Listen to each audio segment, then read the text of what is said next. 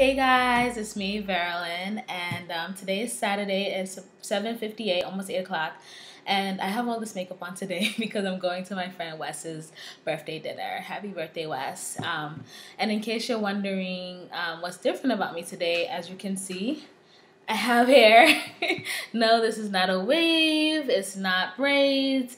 This is a wig, actually. So, yes, I have a wig.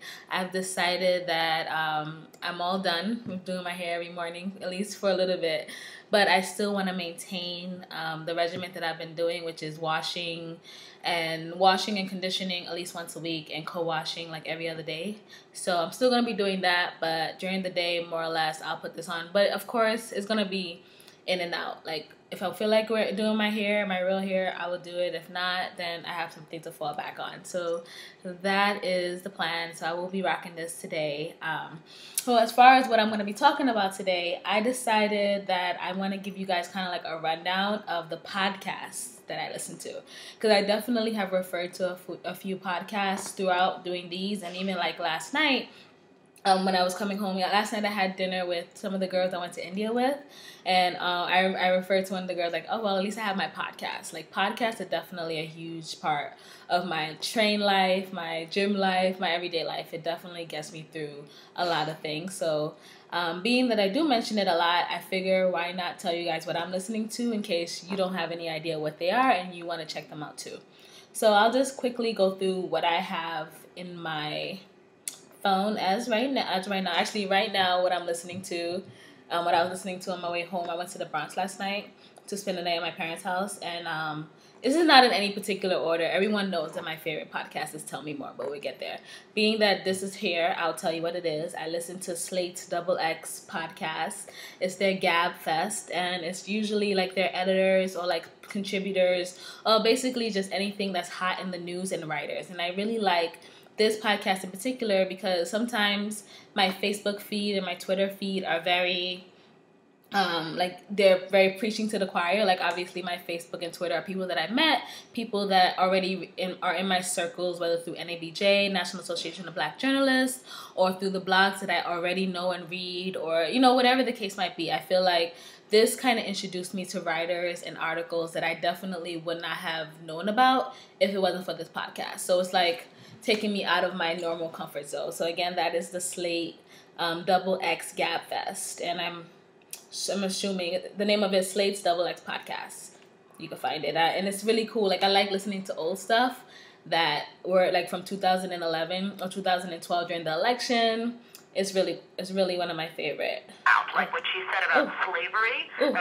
Of course, slavery comes up right away. And so I'll just go down the list. Another one. I said it, well, I'm not even mention that. Tell Me More is like the next one down. Of course, NPR's Tell Me More with Michelle Martin. I love Michelle Martin just because I think she's one of the smartest women in the world. And I love the way that she kind of brings to NPR and public radio things that we don't normally hear. She has a lot of different segments, one of which is The Barbershop, which is a group of guys usually talking about the news, primarily African American, but not always, depending on what's in the news. As she also has a segment on From the Continent. I forget what she calls it, but basically, Tell Me More was one of the first places that I actually turned on the radio and I heard news about Africa. And from then, obviously, I've learned about like a lot of different ones, but that was like one of the first. And she has a mom's segment, a parenting segment that I really like. This Faith Matters, like literally, I could go down the list. I love Tell Me More. I cannot advocate for Tell Me More enough. Another one that I listen to a lot is NPR's Planet Money. I like Planet Money because it gives you economic news in a very digestible way, and they do it through stories, which anyone that knows me knows that I love stories. I love hearing people's perspectives, and of course, the economy is something that's been on the minds of all of ours since like 2008. If you didn't think about the economy, I'm sure you've thought about it quite a bit since the recession started, right? So definitely Planet Money. And another tidbit about Planet Money is that my editor from Radio Rickies, she's also the founder of Radio Rickies, is now working on Planet Money. So that's just a little plug for Marianne McCune, one of my favorite people in the whole entire world. Another podcast that I listen to, if I want to cry particularly, is StoryCorps. StoryCorps is an initiative to get the stories of people. So if you go, I'm sure maybe you've seen the StoryCorps booths. Anyone can go and interview a family member or something like that, and then it will go into the National Congress or something like, it's like official, like it's documenting people's stories. But then they also have a podcast and they do a segments on NPR. And quite literally, if I'm feeling like I just want to like cry, or I feel like I want to like hear someone's story and just be like in a somber mood and be sobered for a second, I'll just do a marathon of StoryCorps, and usually that does the job. The next one is This American Life, and I love This American Life. It's pretty much they do through Ira Glass, first of all, is the host. And he has one of the most recognizable voices in the world, probably, especially if you're in the NPR world. A quick story about Ira Glass. So Third Coast is like the conference for public radio. And when I was a radio rookie way back when, I went to Third Coast, and they had this thing for young people where you get to sit with an adult producer and they get to listen to an edit of a story that you're working on and give you advice. And Ira Glass at the time did that for me, and it was for my N-word story. I'll put all this stuff in the description, probably when I get home, not now. Yeah, so for my N-word story, he was like an unofficial editor because he kind of listened to it and gave me feedback. I don't remember what he said, and I honestly at the time, I didn't know the hugeness of what was happening. The fact that Ira Glass was giving me an edit, no idea who this man was. And I know no idea that I should have been so excited, but that just goes to tell you the opportunities that youth radio gives young people. And so yeah, and This American Life is, again, stories. You'll see a pattern with me. Most of the stuff I listen to is either news-based or people-based, right? Story-based. So yeah, This American Life, definitely another one. I have TK in the AM on there. My girl Tasty Quiche has a podcast, and she has a morning show 3 days a week. I'll put all this stuff in the description. She used to be on Rise Up Radio, the show that I do every Fridays from 7 to 8, and now she's ventured off. We've definitely missed her. We definitely put her in anytime we can. And where she kind of does current events, the news, hip-hop, and she interviews people, has different discussions. One of my favorite ones was when she interviewed a group of women on birth control. Basically, she was saying, get out of my vagina. And just like how like women that don't have babies, like you get that pressure either from family or from friends that are just like, so, about babies, when are you gonna? And they were all women that are doing their things in other areas, and you always get that question of, when are you going to have a baby, regardless of what you're doing in your life at the moment? That's probably just as important, if not more important, for your own professional development.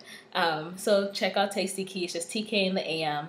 And of course, I'm sorry, this is last, Lord Jesus. I have a daily devotion, Wells Daily Devotion. Every morning I try to listen to something that's going to kind of get me, remembering I'm a Christian, and I like to just, hear the word and seeing, I'm not like overly like preachy about it, but definitely God has an influence in my life. So gotta have the devotion there. And I didn't want to mention this because I don't listen to it as much, because I'm not sure if I really like it, but it's like I don't like it, but I can't stop listening to it. Which is Here's the Thing. What's his name? Why am I forgetting his name? See, that's how much I rebel. Alec Baldwin. So Alec Baldwin, 30 Rock. I love him as a character, but as a host, sometimes I kind of feel like, only because I'm all about the other person, and Alec Baldwin is definitely about Alec Baldwin. So he'll interview somebody, and it will be like inside jokes, and it's pretty cool though, because it's like he definitely knows the people intimately that he interviews. And personally, I like interviewing my friends. I always tell them I love interviewing them. That's why if you see my first couple of video blogs, a lot of my friends are in there, because you get to pull things out of them that a person interviewing them on the humble would not be able to. And that definitely is what he does. But sometimes it can be annoying, because I have my relationship with that person as well as a fan. And like Chris Rock, for example, like I have my personal relationship with Chris Rock because I like him as a comedian, and there's certain things that I want to know about him as a fan, and they're talking like all insidery. it's interesting. So I definitely have it on here, but we have a love-hate relationship, me and Alec Baldwin. But I'll get over it. Oh my gosh, it's almost 10 minutes and I have to go. I don't know where I'm going. I live in Brooklyn and my friends keep having events uptown and I keep telling them, please bring the stuff downtown. But, you know, it's a friend and I definitely will make the trip on the train at 8 o'clock at night on the weekend. And you know the trains are crazy. So I gotta go. And I will be listening to one of my podcasts. Probably, let's see. You know what? I've been doing a GabFest marathon just because I've just been in that writer mode, so I'll probably be listening to the GabFest right now, and because I've finished all of Planet Money, all of Tell Me More. So those are my go-to. Oh, one thing that's not on here because it's only once a week and I always listen to it. I'm current with that one. Is Savage Loves podcast. Dan Savage has a sex advice podcast. So like after the devotion, I tell you I'm into Jesus, right? I say go listen to Dan Savage. He's definitely out the box. He's definitely gonna say some things that's gonna make you uncomfortable, and that's why I love him. He's a gay man. That's definitely, and people call and ask for his advice, and it's one of the best things in media, but it's definitely out there. A lot of cursing. If you're very sensitive, don't listen to it.